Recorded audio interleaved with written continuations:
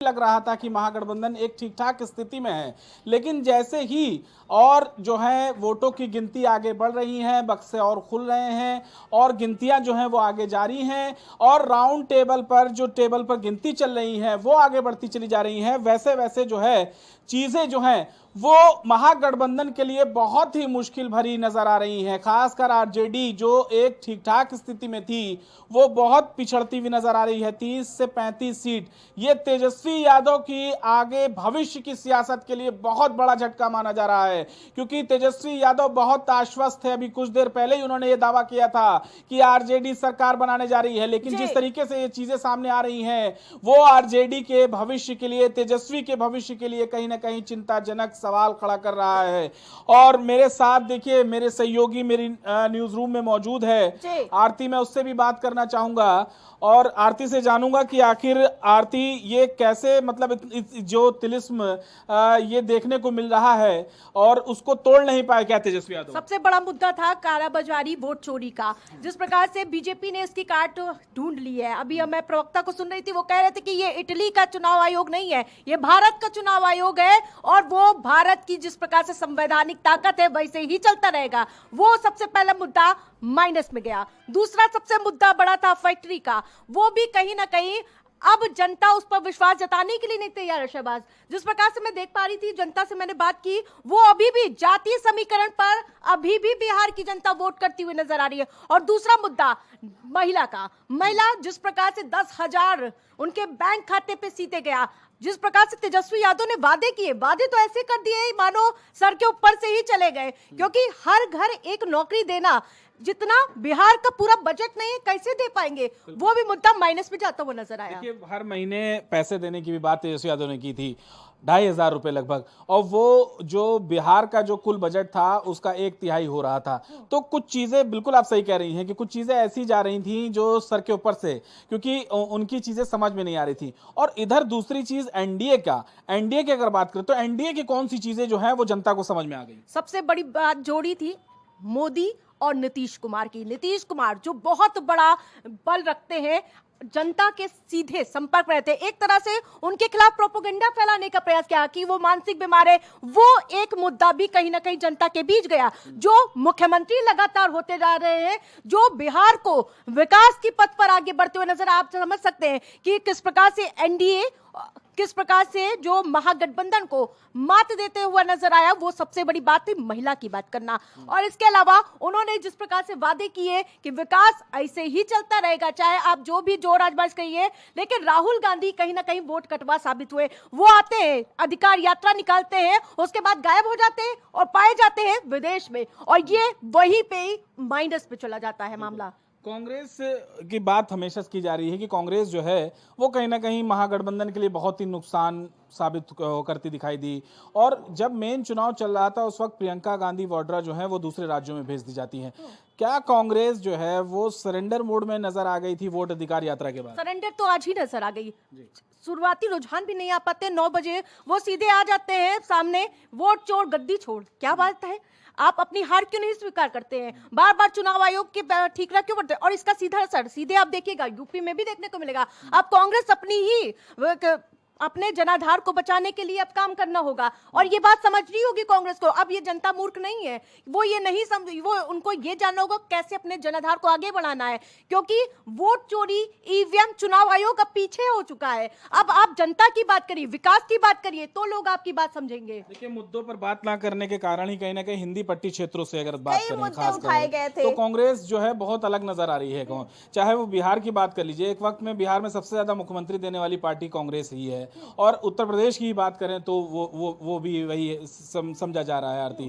तो क्या माना जाए, कांग्रेस क्या मुद्दों से भटकती हुई साफ तौर पर देखी जा रही है? बिल्कुल, आपने बिल्कुल अच्छा मुद्दा उठाया है कि विकास और साथ ही मुद्दे बेहतरीन होते हैं इस चुनाव में, जो कि बीजेपी जानती है कि कैसे हमें नीचे से ऊपर तक के सबको लुभाना है। आप देखते हैं आरएसएस की मजबूती किस प्रकार से बढ़ती हुई नजर आ रही है, और यही वजह है नीतीश कुमार इस बार हाथों हाथ बीजेपी को लेते हुए नजर आए। 101 सीट पे समझौता कर लिया। लास्ट मौके तक नीतीश कुमार को मुख्यमंत्री नहीं बनाया जाता, तब भी वो बीजेपी का दामन नहीं छोड़ते, क्योंकि नीतीश को पता है कि बीजेपी जो इतना पूरा कैबिनेट लेकर प्रचार के लिए उतर गई, मुख्यमंत्री योगी आदित्यनाथ जिस प्रकार से फायर ब्रांड नेता माने जाते हैं, उनका छवि, उनका वोट बैंक अलग होता है, उनका जनाधार अलग है। लालटेन नहीं चाहिए, ये नारा भी आपने सुना था, क्योंकि अब 5G की स्पीड से विकास सरपट दौड़ रहा है। और एक और बड़ी बात मैं कहना चाहूंगी कि जन स्वराज पार्टी वो पूरी तरह से वोट कटवा पार्टी बनी है। आप ये बात कहेंगे या नहीं?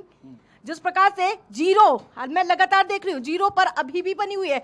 कभी वो एक सीट पे आगे भी आई, वो भी अब जीरो पे फिर से एक बार पहुंच चुकी है। तो जन स्वराज ने जिस प्रकार से जमीनी मुद्दों को उठाया, अभी तक के कहते थे ओबीसी वोट कटवा है, वो पूरी तरह से ये एनडीए को जिताने के लिए पहल थी, और कहीं ना कहीं इसके लिए राहुल गांधी भी जिम्मेदार हैं। जिस प्रकार से लास्ट मौके पर आप आते हैं मछुआ समुदाय को लुभाने के लिए, कौन करेगा भरोसा भाई? बिल्कुल, देखिए अर्चना, तमाम ऐसे मुद्दे हैं जहां कांग्रेस भूल कर गई है। हमारे साथ हमारे सहयोगी मनीष जी भी मौजूद हैं और इनसे समझते हैं कि पिछले चुनाव के पैटर्न के मुताबिक ये इस बार जो रिजल्ट आ रहा है, जो रुझान सामने आ रहे हैं, और अगर ये आंकड़ों में बदल जाते हैं तो ये बहुत बड़ी जीत है। मनीष जी, साफ तौर पर यह देखा जा रहा है कि एक तरफा सुपड़ा जैसे साफ होता हुआ नजर आ रहा है। शुरुआत में तो लगा कि हाँ, महागठबंधन थोड़ी टक्कर दे रहा है, लेकिन अब जो रुझान सामने है, जो स्क्रीन पर दिख रहा है, हम लोग जो आंकड़े दिखा रहे हैं, क्या ऐसा जादू एनडीए का काम कर गया जो एकदम से जो है स्थिति बिल्कुल पलट गई? देखिए शाहबाज, ऐसा है कि सीटें जरूर हमें ज़्यादा दिख रही, मगर आप वोट परसेंटेज पे जाइए तो वो वोट परसेंटेज इस समय भी आरजेडी का सबसे ज़्यादा है। जो वोट मिल रहा है, वोट शेयर मिल रहा है, वोट परसेंटेज है, वो आरजेडी की सबसे अलग करीब 22.90% है। बीजेपी का उसके बाद सेकंड नंबर पर 22.42%, जेडीयू 18.36%, और इसी तरह कांग्रेस का तो एकदम नीचे चला गया है, 8% से ज़्यादा वोट वो नहीं खींच पा रहे। अच्छा, अब बात रही कि वोट पैटर्न की। अब चूंकि ये दोनों जेडीयू और इसका वोट मिल के जब बनता है तो वो एक बड़ी ताकत बन जा रहा है, ठीक। इसके अलावा पासवान वोट, ये एक बड़ी ताकत। और जहाँ तक महागठबंधन की बात करें तो महागठबंधन के सहयोगी दलों का, आरजेडी को महागठबंधन के सहयोगी दलों का से कोई परफॉर्मेंस नहीं मिला, उनका खुद का भी परफॉर्मेंस नहीं अच्छा है। दूसरी बात यह है कि जिस तरह से चुनाव चल रहा था, जिस तरह से प्रचार चल रहा था, उसमें जिस तरह से ये लोग अपना प्रचार छोड़ के नीतीश के बारे में ज़्यादा चिंतित थे, नीतीश की ज़्यादा चिंता कर रहे थे कि नीतीश को मुख्यमंत्री नहीं बनाएंगे। ये आरजेडी का प्रचार था, ये कांग्रेस का प्रचार था कि नीतीश को मुख्यमंत्री नहीं बनाएंगे, नीतीश को ये नहीं करेंगे। तो उससे वो जबरदस्ती, जो नीतीश एकदम किनारे से, नीतीश को सेंट्रल उसमें लिया है, नीतीश के इर्द गिर्द चुनाव घुमा दिया इन लोगों ने। तो ये गलती आरजेडी और महागठबंधन की तरफ से हुई, जिसका खामियाजा वो सीटों में दिख रहा है। देखिए, स्वास्थ्य को लेकर भी मनीष जी बहुत सवाल उठाए, शारीरिक स्वास्थ्य ठीक नहीं है, मानसिक स्वास्थ्य ठीक नहीं है, लेकिन इससे इतर जब चुनाव की बात आई, कैंपेनिंग की बात आई, तो नीतीश कुमार ने, मतलब जब देखा गया कि जहां हेलीकॉप्टर नहीं पहुंच रहा था, वो वहां पर जो है कार के काफिला लेकर पहुंच रहे थे, पैदल पहुंच रहे थे, तो ये एक जवाब जो है नीतीश कुमार ने दिया है। और उसके साथ एक जो बहुत बड़े पिछड़ों के एक बहुत बड़ा चेहरा माने जाते हैं, आधी आबादी उनके साथ वैसे ही पहले से मौजूद थी, साथ चल रही है उनके। शराबबंदी एक बहुत बड़ा मुद्दा था जो जिससे वो जो है एक आरजेडी के सामने 20 साबित होते नजर आ रहे हैं। अब एक मुद्दा और था जो इन्होंने 10,000 रुपए जो महिलाओं के लिए, जो पहले चुनाव से पहले इसकी 2 किस्तें दी जा चुकी थी, ये भी क्या असर दिखाया है नीतीश के लिए? क्योंकि नीतीश की इस बार बताया जा रहा था नीतीश की जो सीट हैं उनकी पर्टिकुलर वो कम हो जाएंगी। देखिए शाहबाज, मैं आपको बताऊं कि नीतीश कुमार का ये 10,000 वाला जो ट्रम्प कार्ड था वो काम किया है, वो दिख भी रहा है नतीजों में। इसके अलावा एक्चुअली होता, वादे तो तेजस्वी ने भी किए, लेकिन डिलीवर किसने किया? डिलीवर नीतीश ने किया, और वो चुनाव से पहले ही डिलीवर करती है। तो जाहिर सी बात है, जो हमें मिल रहा है, जनता को जो मिल रहा है, जनता उस तरफ ज़्यादा भरोसा करती है, ठीक है। और दूसरा, इसके अलावा आप ये देखिए कि नीतीश पिछड़ों के नेता, और नीतीश ने एक चीज़ और साबित की है कि यादव वोटों में भी सेंध लगी है। ये आंकड़े हमें बता रहे हैं कि यादव वोटों में भी सेंध लगी है, जो तेजस्वी का कोर वोटर माना जाता है उसमें भी सेंध लगी है। यहाँ तक कि सीमांचल की सीटों पे भी मुसलमान वोटों में, मुस्लिम वोटों में भी सेंध लगी है, क्योंकि सीमांचल की भी कई सीटों पे बीजेपी और जेडीयू आगे चल रही है। तो ये दिखाता है कि उसमें ओवैसी की पार्टी एआईएम जो है वो पीछे चल रही है, आरजेडी पीछे चल रही है। सीमांचल में ये रिजल्ट एकदम अद्भुत है। इसके अलावा एक फैक्टर थे तेज प्रताप लगातार पीछे चल रहा है। मतलब एक अजीबोगरीब स्थिति बनी हुई है। और ये कुल मिला के कहा जाए तो इस समय बिहार में एनडीए की आंधी चल रही है और ये पिछले रिकॉर्ड को तोड़ने की तरफ एकदम अग्रसर है। देखिए, हर क्षेत्र की बात समझ में आती है, मगध की बात समझ में आती है, लेकिन सीमांचल जहां पर 60% से ज्यादा मुसलमान हैं, 21 सीटें हैं। एआईएम ने पिछली बार बहुत डेंट दिया था, लेकिन इस बार कमाल ये दिख रहा है कि एनडीए की वहां 11 सीटें दिखाई दे रही हैं। अगर 21 में से 11 सीटें या 12 सीटें के लमसम अगर बीजेपी या एनडीए ले आती है तो ये बहुत बड़ी जीत है। नहीं, इसमें कोई दो राय नहीं है कि ये बड़ी जीत है और बहुत बहुत रणनीति के तहत इस चुनाव को एनडीए ने लड़ा है और उनकी रणनीति कामयाब होती दिख रही है। उन्होंने वहाँ सीमांचल में कई मुस्लिम प्रत्याशियों पे जेडीयू के उस पे टिकट पे खड़ा किया जो काम करता दिख रहा है, महिलाओं को खड़ा किया जो काम करता दिख रहा है, और इसके अलावा महिलाओं को जो उन्होंने डिलीवर किया है।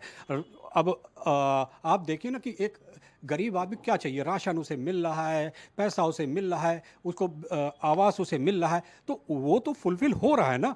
तो जाहिर सी बात है कहीं ना कहीं वो झूठे वादे और ज़बरदस्ती की चीज़ों पे जाने से बेहतर समझता है कि इस सरकार के साथ या इस पार्टी के साथ हमारा ज़्यादा भला है, तो वो वोटों में आपको बदलता। मनीष जी, एक चीज़ जो है एनडीए के लिए थोड़े से अभी फिलहाल के चुनाव के लिए तो नहीं, लेकिन आगे के लिए जैसे खतरे की घंटी नज़र आ रही है, जहां तक मैं नज़र देख पा रहा हूं कि जो यंगस्टर हैं उनका झुकाव तेजस्वी यादव की तरफ जाता हुआ नजर आ रहा है। इसका क्या कारण आप मानते हैं? ये जो तमाम परीक्षाएं हुई या फिर नौकरी के जो मुद्दा रहा, वो इस वजह से तेजस्वी यादव के साथ यंगस्टर जा रहे हैं, या फिर नीतीश कुमार के साथ अब यंगस्टर जो यंगस्टर वो जाना नहीं चाह रहे हैं? क्या चीज़ है? नहीं, इससे मैं इत्तेफाक आपसे नहीं रखता हूँ। आप देखिए ना कि क्या टैली आपको क्या कह रही है।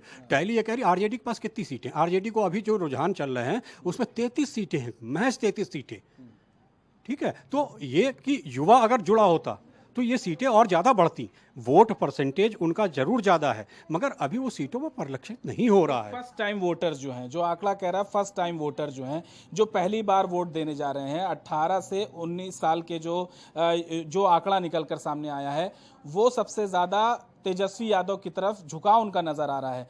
क्या कारण है? यूथ की तरफ से यूथ जो है वो तेजस्वी यादव अपनी तरफ आकर्षित कर पाए हैं क्या? ये चीज़ में हाँ, नहीं, देखिए शाहबाज, मैं आपको बताऊं कि यूथ, ये जो आपने फर्स्ट टाइम वोटर या सेकंड टाइम वोटर की बात की है ना, फर्स्ट टाइम वोटर जो भी 18-19 साल की उम्र का है, वो थोड़ा सा जो है उसकी उम्र ऐसी होती है कि वो इस तरह की चीज़ों में पड़ जाता है। उसको अपना एक जिसको शब्द कहते हैं यूपी में भौकाल दिखाना, ये दिखाना, तो वो थोड़ा सा आकर्षित होता है। लेकिन जो मैच्योर वोटर है, थोड़ा सा भी मैच्योर है, जिसको जो सेकंड टाइम या थर्ड टाइम का युवा है, वो नहीं इन सब चक्करों में पड़ता। वो देखता है क्या पॉलिसी है, क्या डिलीवर हो रहा है, कौन से वादे हैं, कौन से वादे धरातल पे हैं, ये भी वो चेक करता है। उसके बाद वो अपना मन बनाता है। तो हाँ, ये हम मानते हैं कि जो फर्स्ट टाइम वोटर है वो थोड़ा इन सब बात लुभावने उसमें आ जाता है।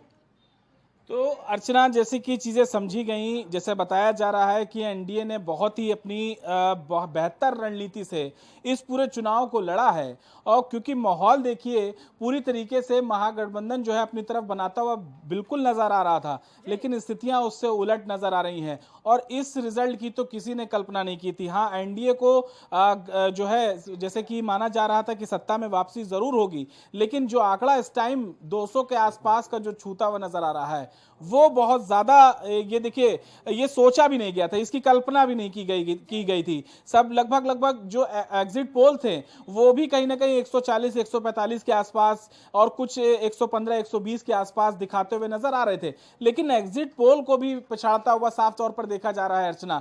क्यों? इसका मतलब बहुत साफ है कि कहीं ना कहीं जेडीयू और बीजेपी ने मिलकर ये चुनाव जो है वो बहुत ही माइक्रो प्लानिंग के साथ लड़ा है, क्योंकि बीजेपी जिस चीज के लिए जानी जाती है बहुत ही छोटी छोटी चीजों का ध्यान रखती है। जहां विपक्ष दूसरे मुद्दों में उलझा रहता है, चुनाव के वक्त बीजेपी सिर्फ चुनाव पर फोकस करती है।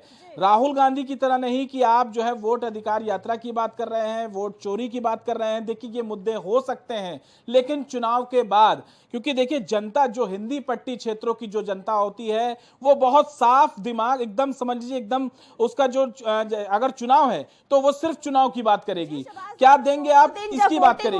लेकिन जब दोनों दिन वोटिंग हुई थी तो 65% से ज्यादा वोटिंग पड़ी, तो ये कहा जा रहा था कि इस बार बदलाव चाहती है बिहार की जनता, लेकिन जो तस्वीरें निकल के आई सामने वो लगता नहीं है कि बिहार की जनता एनडीए सरकार से नाखुश है या बदलाव चाहती है। लेकिन फिर भी जो मतदान हुए थे 65% से ज्यादा। क्या लगता है आपको कि जो बदलाव की स्थिति चाह रही थी, क्या हुआ उसका?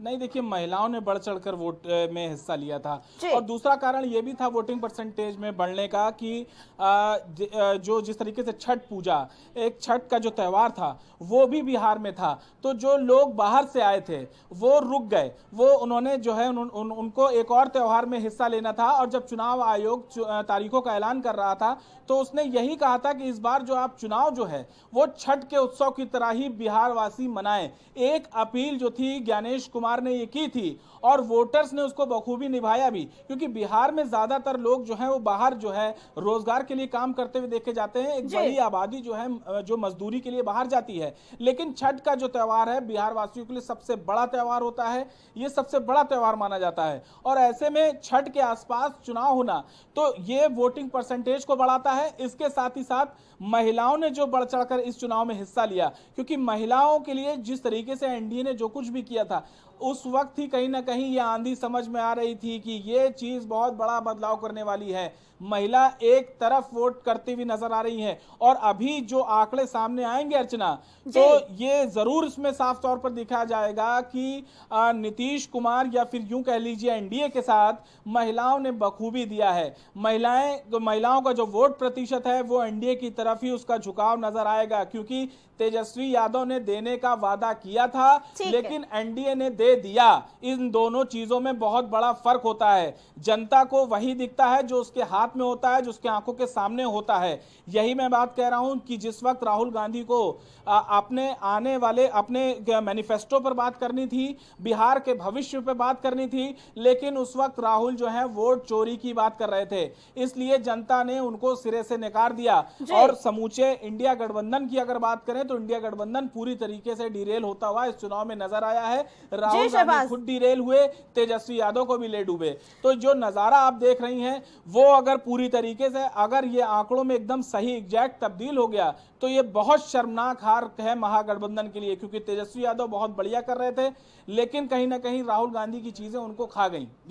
जी शहबाज, आपका बहुत बहुत धन्यवाद। तो तस्वीरें साफ नजर आ रही हैं कि जिस तरफ बिहार में बदलाव की बात कही जा रही थी, लेकिन जो तस्वीरें निकल के आ रही है एनडीए 197, इंडिया गठबंधन 43 और अदर्स को 3 सीटें मिली हैं। उस तरीके से कहा देखा जाए तो तस्वीर साफ है कि इस बार बिहार में फिर से एनडीए का राजू तिलक होने जा रहा है। कई चीजें फैलाई गई, नीतीश कुमार का मुद्दा उठाया गया, लेकिन एक बार फिर ये साबित हुआ कि बिहार की जनता नीतीश कुमार को देखना चाहती है, उन्हीं को जिताना चाहती है।